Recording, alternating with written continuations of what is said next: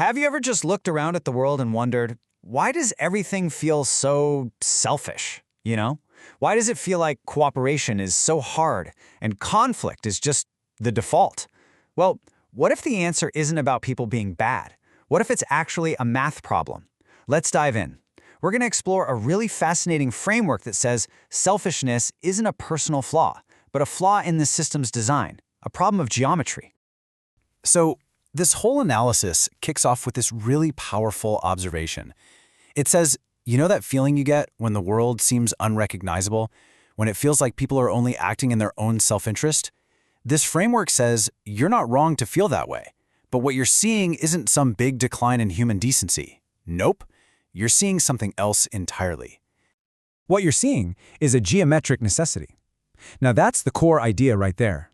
The very shape of our systems, whether it's at your job or in our politics, can mathematically force people into these self-protective corners.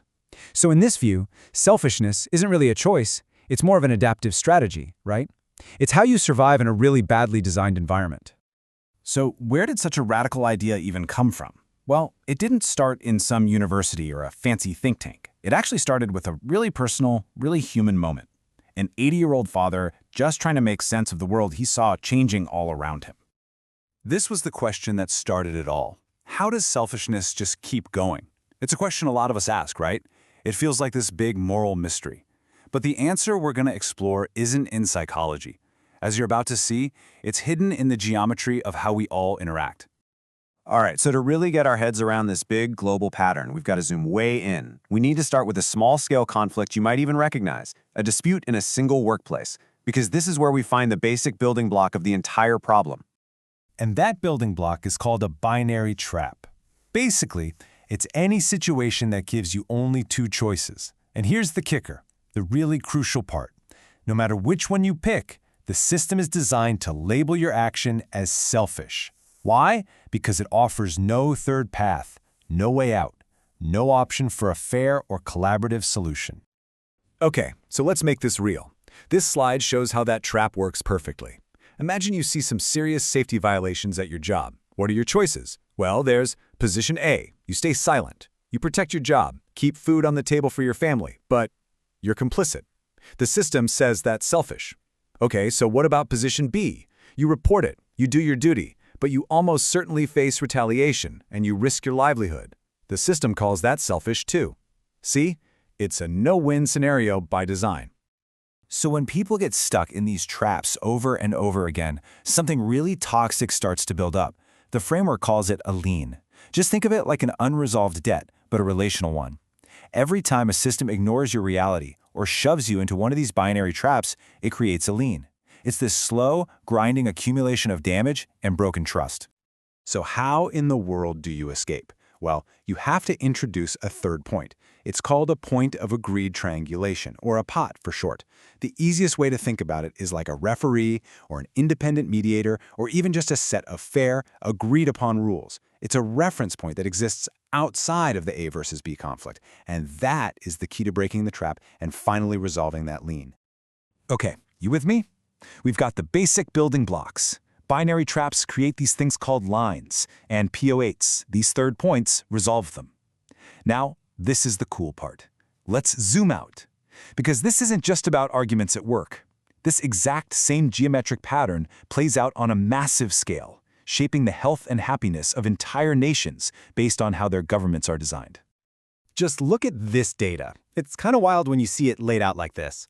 Systems with more of those built-in third options, what the source calls Swiss-style triangulation, they show way higher citizen happiness and political participation. These are systems just full of POATs, things like citizen referendums that act as escape hatches. And as you go down the list towards systems built on those binary winner-take-all models, well, the outcomes get worse and worse. This isn't a coincidence. It really suggests that a system's geometry directly impacts how well its people are doing.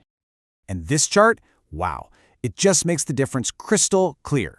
When you mash all those metrics together into one simple score, the contrast is just stark. Systems that give people a way out of binary conflicts deliver so much more for their people than the systems that are designed to trap them.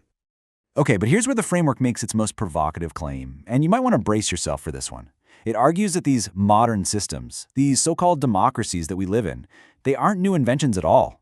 They are actually just geometric echoes of a much, much older structure. Look at this. Just look at this comparison. On the left, you've got the medieval feudal system. On the right, the structure of many of our modern democracies.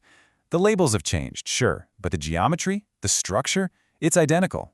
You've got a sovereign power at the top, delegated authorities below them, and then way down at the bottom you have citizens who, yeah, they might have a vote, but often have about as much real day-to-day power as a serf. And that leads us to this chilling summary of our modern condition. We are subjects pretending to be sovereigns. The geometry of the system hasn't really changed at all, just the job titles. But hey, this isn't just a critique. This isn't about being cynical. Because once you can actually see the system's code, you can start to think about how to rewrite it.